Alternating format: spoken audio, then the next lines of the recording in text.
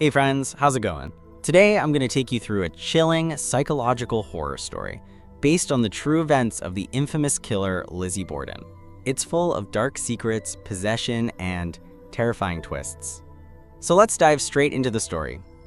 The movie opens in a lonely, desolate place. A woman dressed in a white gown is shown sharpening an axe, her face emotionless. After a while, she quietly walks away, leaving us with a sense of unease. Next, the scene shifts to early morning. It's 5 a.m., and a woman named Gina is about to go for her morning run. Before stepping out, she glances at her husband to make sure he's asleep. On the table, she notices a bouquet of flowers. Instead of appreciating the gesture, she picks them up and angrily smashes them outside. From this, we understand that her husband must have made some mistake, and the flowers were his way of apologizing. But Gina is still furious and in no mood to forgive him. As Gina begins her run, something horrifying happens.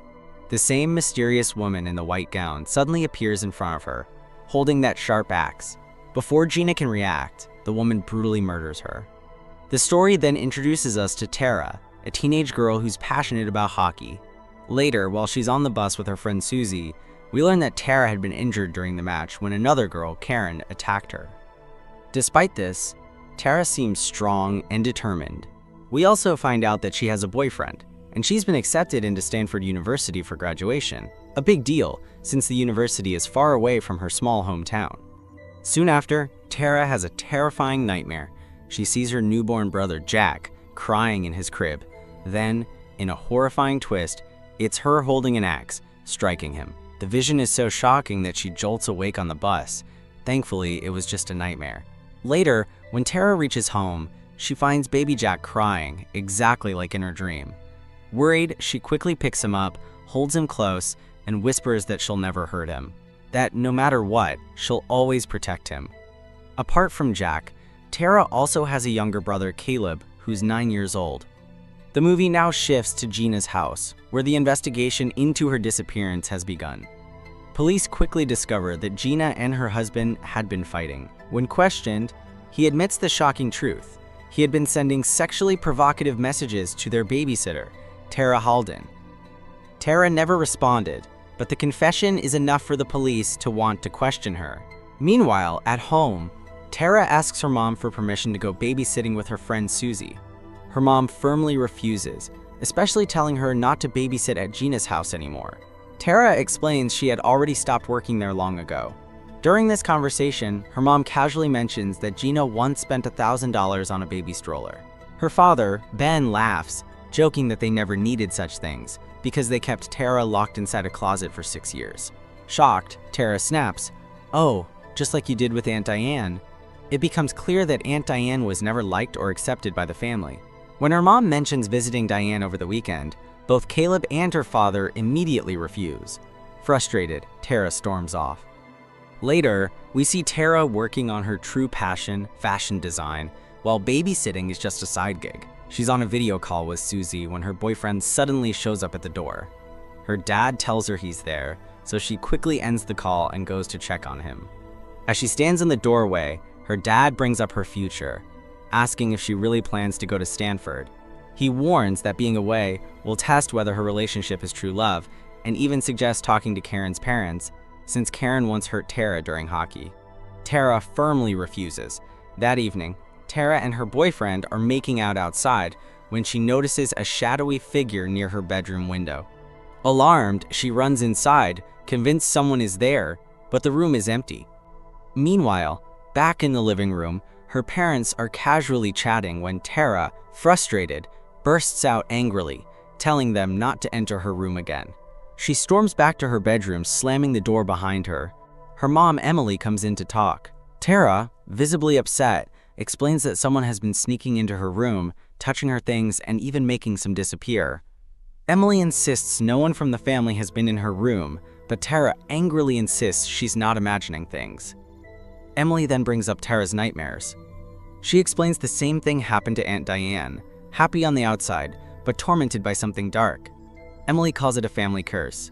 Worried, she tells Tara these nightmares could be mental illness or something more dangerous. She suggests medication, but Tara refuses, denying any illness. Emily then suggests therapy, but Tara snaps, telling her to leave. Left alone, Tara researches the family curse online. Articles call it bipolar disorder or a rare mental illness, but one mentions that during episodes, the person's eyes turn completely black. Horrified, Tara slams the laptop shut and throws herself into sewing late into the night. Meanwhile, we see Susie alone in her room. Shockingly, she's pleasuring herself with Tara's costumes, showing just how obsessed she's become with her friend. That night, Tara is startled awake by someone calling her name. Lizzie, the woman in white, stands there, her eyes pitch black. Tara mutters that Lizzie isn't real. But Lizzie hands her an axe and says, "If I'm not real, then prove it. Kill your brother with this." Tara raises the axe, but it slips, cutting her leg. Terrified, she staggers out and hears her parents fighting. Her father insists therapy won't help. It didn't work for Diane. Emily angrily tells him not to bring Diane into this. Overwhelmed, Tara locks herself in the bathroom and eventually falls asleep. By morning, Emily finds her and wakes her up. To her shock, the injury on the leg from the night before is very real. Shaken, Tara finally goes to a therapist. There, she learns the horrifying truth about Diane. At just 16, Diane drowned her own baby. The therapist warns that Tara might be showing early signs of the same disorder: uncontrollable anger, multiple personalities, hallucinations, but with therapy and medication, she could recover. Tara refuses to believe it. She storms out, declaring she'll never hurt her family. But as she leaves, Lizzie whispers chillingly in her ear, "Your Aunt Diane wasn't afraid." Soon, 2 officers arrive to question Tara. She explains she runs a small business, selling handmade clothes. One of her gym acquaintances, Mikhail, bought an outfit from her, but things turned disturbing when he began asking her to model and sending inappropriate messages and explicit images. Tara reveals that Gina knew about this, and only her mom was aware too, though her mom didn't know about the images.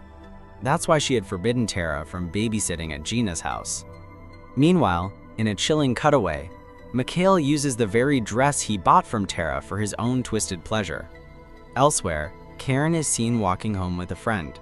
But since they live in different directions, Karen takes a shortcut through the woods. As she makes her way through, she hears strange noises, but no one is in sight. Suddenly, the woman in the white gown appears, this time chopping off one of Karen's fingers before brutally murdering her. Back at home, Tara works on one of her costumes when Susie drops by. Susie praises her sewing skills and gently asks if she's doing okay. This time, Tara admits the terrifying truth. She feels like she might hurt her own family, that the nightmares make her feel cursed like generations before her. Susie laughed it off, joking that every teenager sometimes feels like killing their parents. But Tara shook her head, her expression serious. She insisted she really meant it and begged Susie not to tell anyone.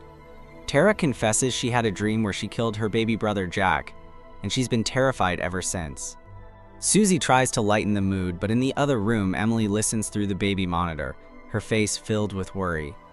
The next day, baby Jack falls sick with a fever. Because of this, Emily tells Tara to visit Aunt Diane on her own. Tara refuses, saying she doesn't want to go alone. Emily then suggests she take Susie along, reminding her that Diane was expecting them, and she didn't want to disappoint her. Tara protests, saying Diane killed her own child and didn't deserve their sympathy. But Emily scolds her for calling Diane a murderer and insists she should visit. Finally, Tara agrees, but as she's about to leave, the same 2 officers show up again, this time investigating Karen's brutal murder. Once again, suspicion falls on Tara. She knew both Gina and Karen, and with Karen having attacked her before, the police start seeing a clear motive. But suspicion alone wasn't enough. They couldn't arrest anyone without proof. Later, Tara left with Susie to visit Aunt Diane. On the way, Susie casually admitted she didn't feel sad about Karen's death, since Karen used to bully Tara. Tara looked uneasy. And as for Aunt Diane's home, it wasn't a house at all. They arrived at a psychiatric hospital. The moment Diane saw Tara, her expression shifted, as if she noticed something disturbing, or maybe she was upset that her sister Emily hadn't come. Diane studied Tara carefully, telling her there was something different this time, something she had seen before in herself. She explained that the women in their family had a strange connection with Lizzie, the dark spirit. Diane claimed even Emily had seen her. Lizzie had told Diane she could always push the blame onto Emily. Diane suggested that Tara must be having very dark thoughts too, which might be why Lizzie was drawn to her. Tara quickly denied being like her aunt, but Diane shocked her, admitting she hadn't suffocated her baby like everyone believed. She had killed him with an axe. The strange part was that Diane didn't remember doing it, having blacked out. She warned Tara that the same evil lived inside her as well. Their bloodline was cursed. Lizzie fed on those dark thoughts and took control. Terrified, Tara muttered that she would end up in hell. Suddenly, Diane lunged at her, singing an eerie nursery rhyme she had once hummed long ago. Nurses rushed in and dragged her away. Shaken, Tara ran outside and told Susie everything. Later at home, furious and confused, Tara confronted her mother, demanding to know why she had never told her that Diane killed her own child with an axe. Why had she lied? Emily didn't answer. That night, Tara's dad sat in his car when he received a call from his boss. He ignored it, only to suddenly see a horrifying figure, a woman in a Halloween costume standing right in front of his car. Meanwhile, inside the house, Tara asked her mom if she too had seen hallucinations of Lizzie, since Diane had said Emily had experienced them. Emily flatly denied it, saying she had only lied to comfort her lonely sister. She explained that Diane used to pass out drunk, and one night was found unconscious on her bed with an axe still in her hand.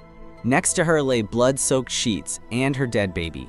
That's how everyone assumed Diane had killed him. At that moment, Tara's dad returned home. Emily quickly told Tara to keep everything a secret and then left the room. Tara had grown restless. She dove deep into researching the Borden family murders and discovered connections to dark rituals and maybe even the paranormal. Her curiosity led her to one decision. She would visit Lizzie's old house. Once a home of horrors, it was now a museum where seances and rituals were still performed.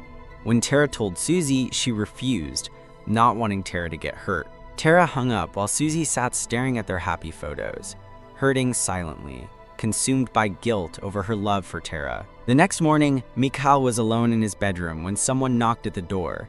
At first, he ignored it, but the knocking grew louder and faster. When he finally opened the door, he was struck down in cold blood with an axe. Meanwhile, Tara told her family she was going to Susie's house, but instead, she and her boyfriend Carl went to Lizzie's house for an overnight stay. Tara chose Lizzie's own room to spend the night. The museum guide warned them of a seance at 8 p.m. As they explored, Tara heard Lizzie's voice calling her name. They found old vintage costumes in the basement. Tara insisted they either throw them out or take them home. They were triggering her hallucinations. During the seance, Tara began hearing whispers. Lizzie's voice filled her head, and she became possessed, seeing visions of the seance leader as her stepmother, trying to replace her real mom and steal her father. Blinded by rage, Tara grabbed an axe, her visions twisting further. Blood, her father, Lizzie's stepmother, but waves of horrifying visions overwhelmed her and she collapsed. When she came to, Carl rushed her out of the museum. The next morning, Susie went to Tara's house to collect some clothes. Emily told her everything was stored in the basement, behind the furnace. Susie began stuffing the old clothes into a trash bag, when suddenly she froze. There was blood on one of the garments. Before she could react, someone attacked her with an axe, and her body was stuffed into the same trunk. Her love for Tara died with her, sealed in that dark tomb. Meanwhile, Tara tried calling Susie, but no one picked up. Then, the police made a chilling discovery. Gina and Mikhail's bodies had been found. Next to Mikhail was a white dress, the same style Lizzie Borden once wore. Tara reached home and noticed Susie's car parked outside, but when she checked, it was empty. She called Susie's phone and froze. The ringtone was echoing from the basement. Panic hit her. She screamed Susie's name, then called for her mom, but the house was silent. No answer came. Tara quickly heads inside and panics when she realizes her little brother Jack is missing from his crib. Searching frantically, she finally finds her cousin Caleb hiding in the attic, clutching Jack in his arms. Caleb explains in fear that Susan's body is locked in the basement trunk and that someone killed her. He says he heard noises in the house, so he grabbed Jack and hid upstairs to keep him safe. Tara tells Caleb to stay put, hand him the phone, and orders him to call 911. Meanwhile, Caleb also informs their dad about the situation, and he rushes home immediately. Inside the house, Tara and Carl search for their mom, armed only with the stick. Suddenly, a woman leaps out of the shadows and attacks Carl, injuring him before fleeing. Tara quickly ties a belt around his wound to stop the bleeding, then grabs an axe lying nearby and goes after the mysterious figure. Meanwhile, Ben keeps calling Emily's phone again and again, but she never answers. As she searches, Tara stumbles upon the lifeless body of Aunt Diane. Right beside it stands her own mother, Emily, dressed in a white gown, her face twisted in madness. Emily calmly tells Tara that she has spent years hiding behind medication, but tonight, she feels more alive than ever in her true form. Then Emily lunges at Tara with animalistic rage, but slips and crashes to the ground. For a brief moment, Tara tries to reach her mother, begging her to remember who she really is, the loving mom of Jack, Caleb, and her. Emily breaks down in tears, speaking gently to Tara, saying she only needs help. But the moment doesn't last. Emily's face twists again, her voice cold and venomous. She screams that she doesn't need anyone's help. She declares she'll kill Caleb and Jack first because Jack just keeps crying anyway, and she'll make him quiet forever. Emily then reveals her darkest secret. Aunt Diane never killed her baby. She did. Diane had passed out drunk with an axe in her hand, but Emily suffocated the child because it was illegitimate. Just like her own father betrayed her mother, she claims everyone in her life betrays her. And now Tara is trying to do the same, stealing her place, her home, her family. Emily swears she'll kill every single one of them. Tara, broken and trembling, drops the axe and whispers for her mother to kill her if she must. At that moment, Emily's eyes glaze over with visions of Lizzie's spirit, and she becomes fully possessed. She raises the weapon, ready to strike her daughter down. But before the blow lands, the police storm into the house. An officer fires, and Emily collapses to the floor, badly wounded. She is rushed to the hospital, barely alive but not dead yet. In the aftermath, Tara's father promised to protect her from the curse. Tara took responsibility for her brothers, her family, and herself, taking medication to ensure she would never become like her mother or Aunt Diane. She visited Susie's grave, placing flowers in mourning. For a while, the nightmare seemed over.